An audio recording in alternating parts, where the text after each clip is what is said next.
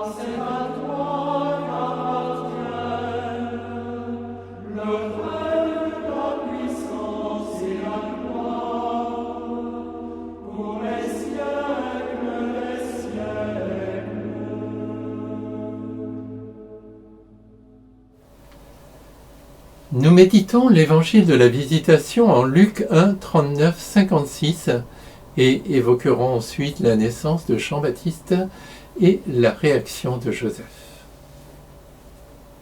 L'évangile commence ainsi. En ces jours-là, Marie se mit en route et se rendit avec empressement vers la région montagneuse dans une ville de Judée. Vierge Marie, tu es comblée de l'Esprit Saint qui est l'amour.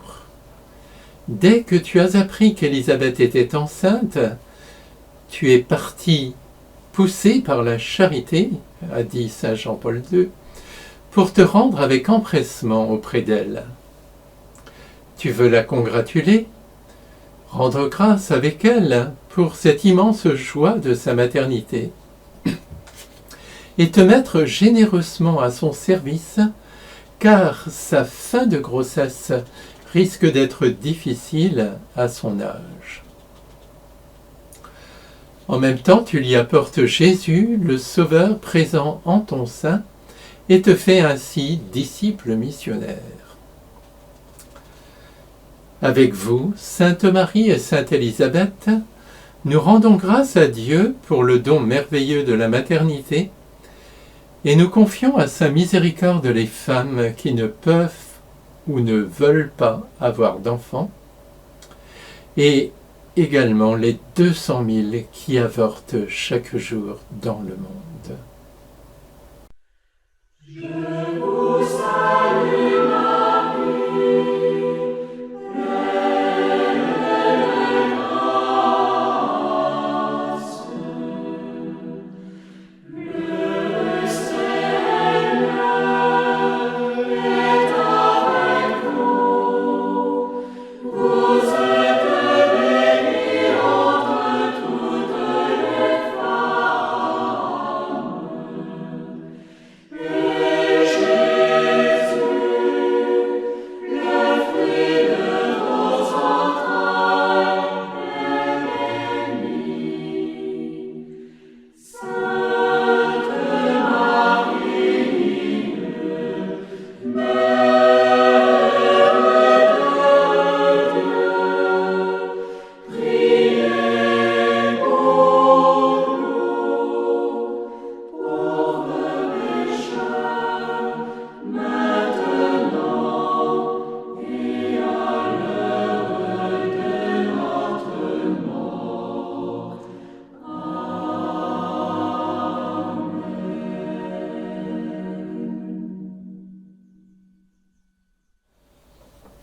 Marie entra dans la maison de Zacharie et salua Élisabeth.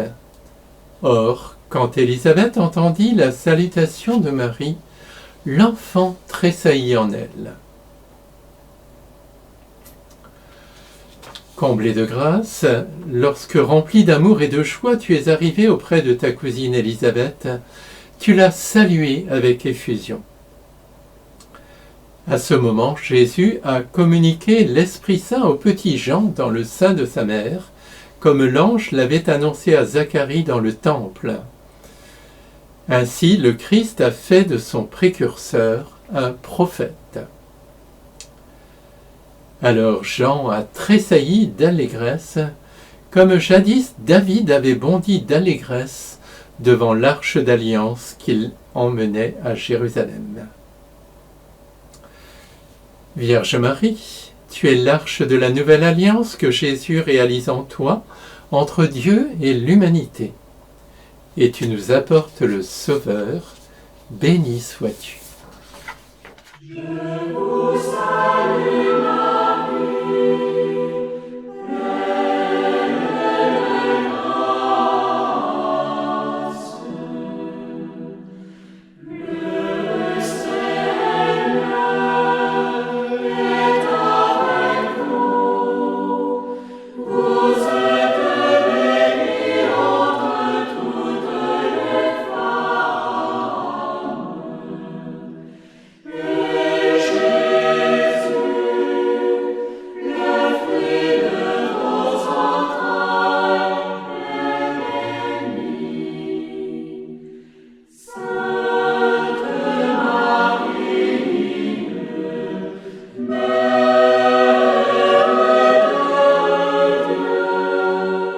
Marie, Mère de Dieu, priez pour nous, pauvres pécheurs, maintenant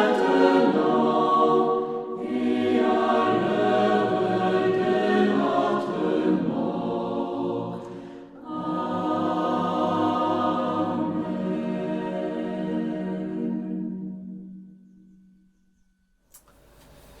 Alors Élisabeth fut remplie d'Esprit Saint et s'écria d'une voix forte : Tu es bénie entre toutes les femmes, et le fruit de tes entrailles est béni. D'où m'est-il donné que la mère de mon Seigneur vienne jusqu'à moi ? Car lorsque tes paroles de salutation sont parvenues à mes oreilles, l'enfant a tressailli d'allégresse en moi. Comblée de grâce, en venant saluer ta cousine, tu as permis à Jésus de communiquer l'Esprit Saint à Jean, mais aussi à sa mère, d'abord au précurseur, et ensuite à celle qui le porte en son sein. L'Esprit Saint révèle alors à Élisabeth ton secret, Marie. Le fruit béni de tes entrailles est le Messie attendu, le Seigneur. Elle peut alors pousser un grand cri, car c'est l'antique prophétie de Sophonie qui se réalise. Pousse des cris de joie, fille de Sion, le Seigneur ton Dieu est en toi, c'est lui le héros qui apporte le salut. Sophonie 3, 14, 18. Alors elle te bénit avec ces mots que nous ne nous lassons pas de reprendre. Tu es bénie entre toutes les femmes, et le fruit de tes entrailles est béni. Je vous salue Marie, pleine de grâce. Le Seigneur est avec vous. Vous êtes bénie entre toutes les femmes.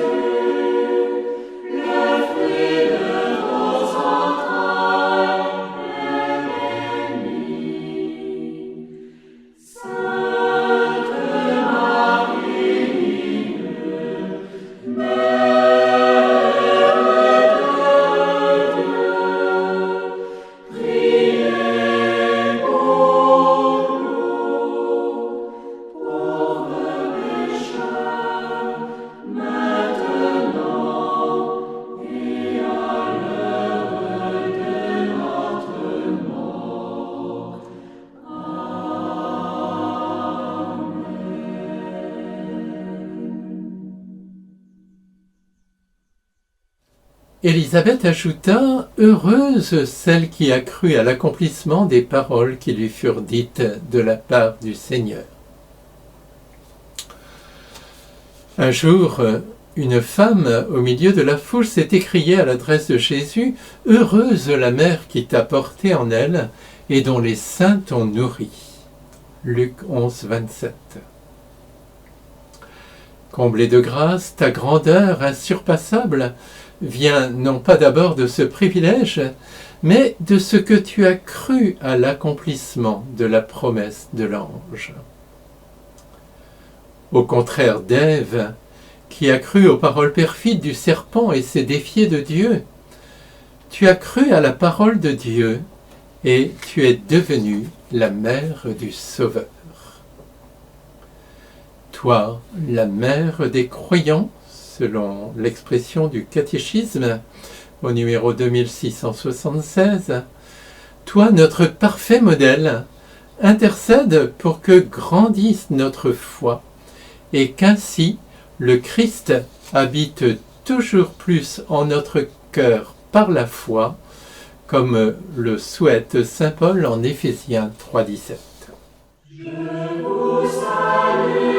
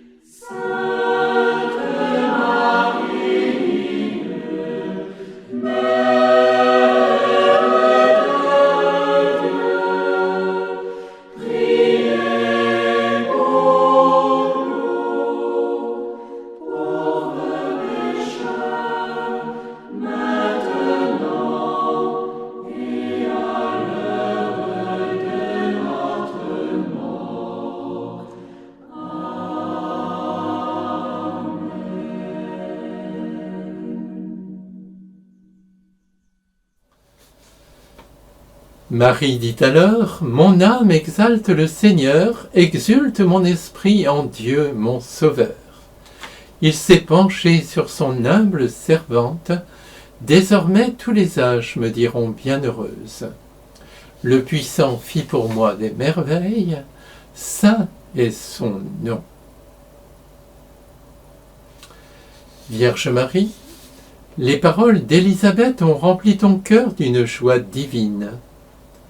Tu reconnais les merveilles que le Seigneur a faites pour toi, mais dans ton humilité, tu t'effaces complètement et tu en rends toute gloire à Dieu. Ton cœur, habité par l'Esprit, est rempli d'allégresse et de ta bouche jaillit une louange débordante qui magnifie le Seigneur. Je vous salue.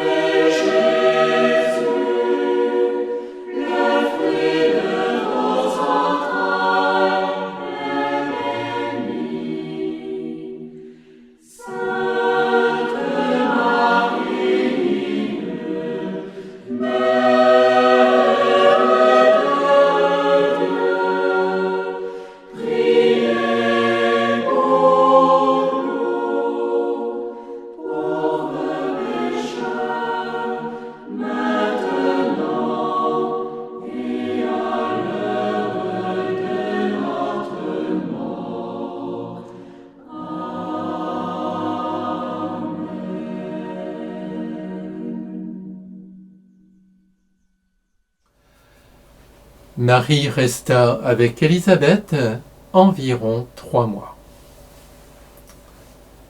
Vierge Marie, tu es venue chez Élisabeth pour la congratuler, mais surtout pour te mettre à son service. En effet, elle est âgée, ton aide lui sera vraiment utile. Et tu lui apportes en même temps le bien le plus précieux, la présence de Dieu cachée réellement en toi.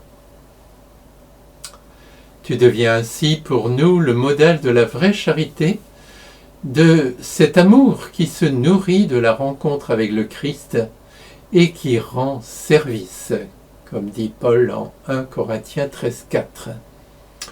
Tu vis vraiment cette exhortation de saint Paul. Soyez unis les uns aux autres par l'affection fraternelle, restez dans la ferveur de l'esprit, partagez avec les fidèles qui sont dans le besoin, soyez joyeux avec ceux qui sont dans la joie. Romains 12, 10, 15. Je vous salue Marie,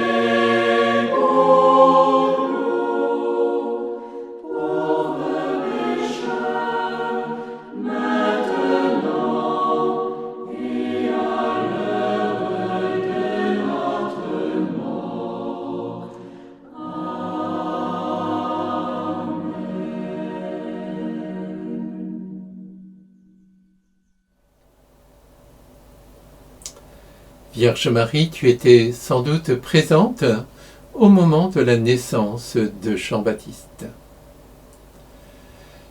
Quand fut accompli le temps où Élisabeth devait enfanter, elle mit au monde un fils. Ses voisins et sa famille apprirent que le Seigneur lui avait montré la grandeur de sa miséricorde, et ils se réjouissaient avec elle. Le 8e jour, ils vinrent pour la circoncision de l'enfant. Ils voulaient l'appeler Zacharie du nom de son père, mais sa mère prit la parole et déclara « Non, il s'appellera Jean ». On lui dit « Personne dans ta famille ne porte ce nom-là ». On demandait par signe au père qui était devenu muet comment il voulait l'appeler. Il se fit donner une tablette sur laquelle il écrivit « Jean est son nom ». Et tout le monde en fut étonné. À l'instant même, sa bouche s'ouvrit, sa langue se délia, il parlait et bénissait Dieu. Zacharie fut rempli d'Esprit Saint et prononça ces paroles prophétiques « Béni soit le Seigneur, le Dieu d'Israël, qui visite et rachète son peuple. Il a fait surgir la force qui nous sauve dans la maison de David son serviteur, comme il l'avait dit par la bouche des saints, par ses prophètes depuis les temps anciens. Et toi aussi, petit enfant, tu seras appelé prophète du Très-Haut, tu marcheras devant à la face du Seigneur, et tu prépareras ses chemins pour donner à son peuple de connaître le salut par la rémission de ses péchés. Vierge Marie, sans doute as-tu été témoin de ces joyeux événements et tu as participé à l'allégresse suscitée par la naissance de Jean, le futur Baptiste. Alors tu as continué à rendre grâce à Dieu pour sa miséricorde. Sa miséricorde s'étend d'âge en âge sur ceux qui le craignent, chantais-tu dans ton Magnificat. Miséricorde pour Élisabeth qui connaît la joie de la maternité. Miséricorde dans le nom de Jean qui signifie Dieu fait grâce. Miséricorde pour Zacharie qui retrouve la parole et prophétise.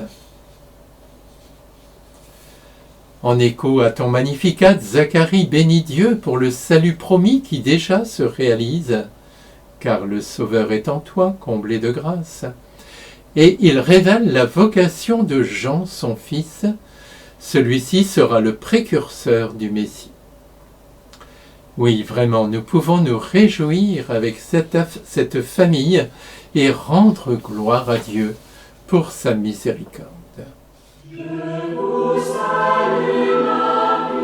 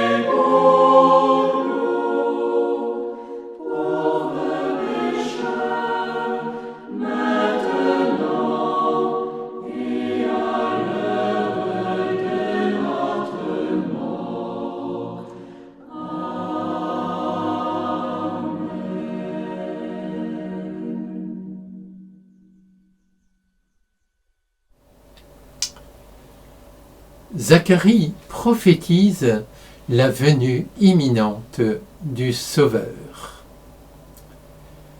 Toi aussi, petit enfant, tu seras appelé prophète du Très-Haut, tu marcheras devant à la face du Seigneur et tu prépareras ses chemins pour donner à son peuple de connaître le salut par la rémission de ses péchés, grâce à la tendresse, à l'amour de notre Dieu, quand nous visite l'astre d'en haut, pour illuminer ceux qui habitent les ténèbres et l'ombre de la mort, pour conduire nos pas au chemin de la paix.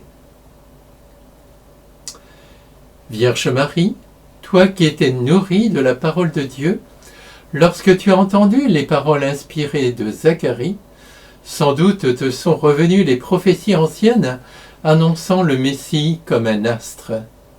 Celle de Balaam déjà à l'époque de Moïse, en Nombre 24, 17, et celle de Malachie au 5e siècle. Pour vous qui craignez mon nom, le soleil de justice se lèvera, il apportera la guérison dans son rayonnement. Malachie 3, 20. Et quand Zacharie a évoqué ceux qui habitent les ténèbres et l'ombre de la mort, Vierge Marie, tu as sûrement pensé à Isaïe 9, 1, auquel ces mots font écho. Oui, Jésus est déjà l'astre d'en haut qui vient nous visiter. Sa lumière illuminera la nuit de Noël, son étoile guidera les mages, et grâce à l'Évangile et à l'Église, le Christ deviendra la lumière du monde. Je vous salue Marie.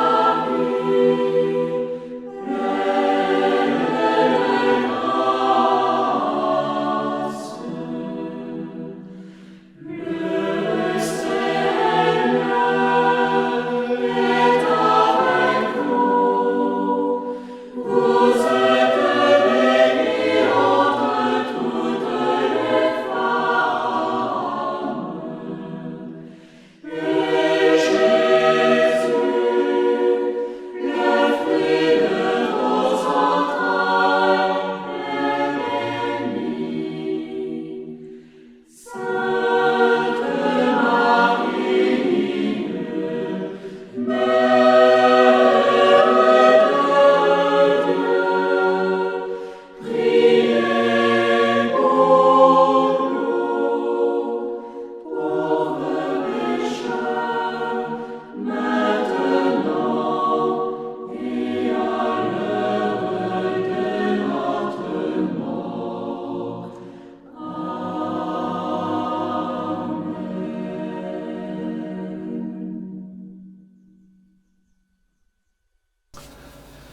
Nous ne pouvons terminer cette méditation sans évoquer la réaction de Joseph.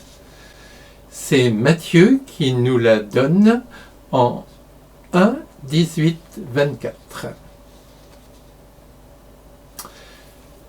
Voici comment fut engendré Jésus-Christ. Marie, sa mère, avait été accordée en mariage à Joseph. Avant qu'ils aient habité ensemble, elle fut enceinte par l'action de l'Esprit Saint.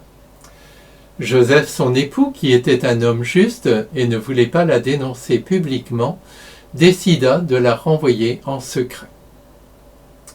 Comme il avait formé ce projet, voici que l'ange du Seigneur lui apparut en songe et lui dit « Joseph, fils de David, ne crains pas de prendre chez toi Marie, ton épouse, puisque l'enfant qui est engendré en elle vient de l'Esprit Saint.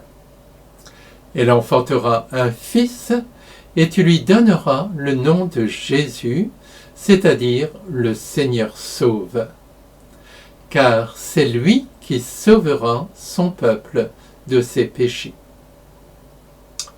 Tout cela est arrivé pour que soit accomplie la parole du Seigneur prononcée par le prophète.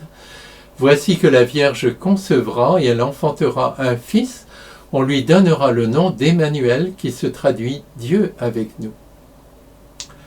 Quand Joseph se réveilla, il fit ce que l'ange du Seigneur lui avait prescrit, il prit chez lui son épouse. Saint Joseph, lorsque Marie est revenue de chez Élisabeth, tu as découvert qu'elle était enceinte. Alors Dieu a envoyé son ange confirmer ton mariage avec elle et te donner la noble mission d'être le père adoptif de Jésus. Ainsi, grâce à toi, le Messie est bien le descendant de David, ton ancêtre. Je vous salue, Marie.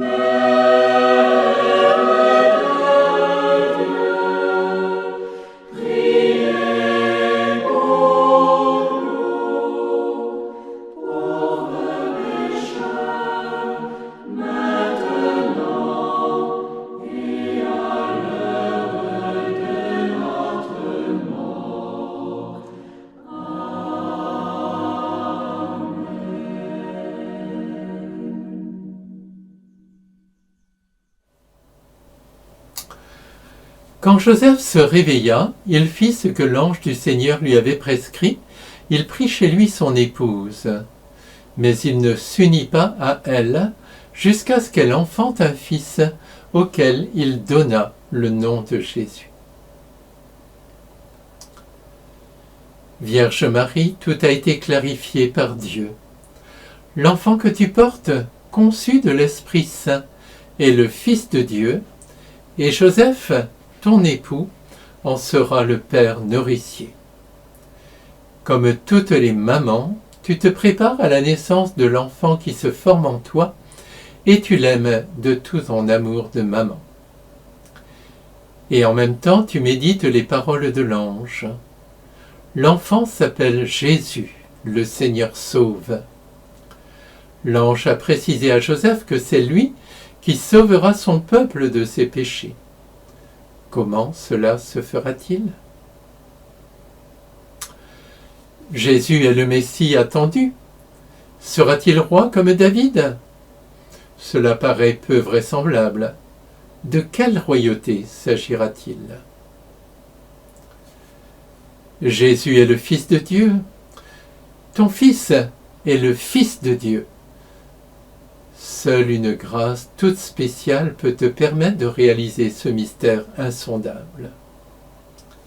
et tu aides Joseph à y ouvrir son cœur dans la foi pour qu'il devienne le Père de Jésus. Je vous salue Marie,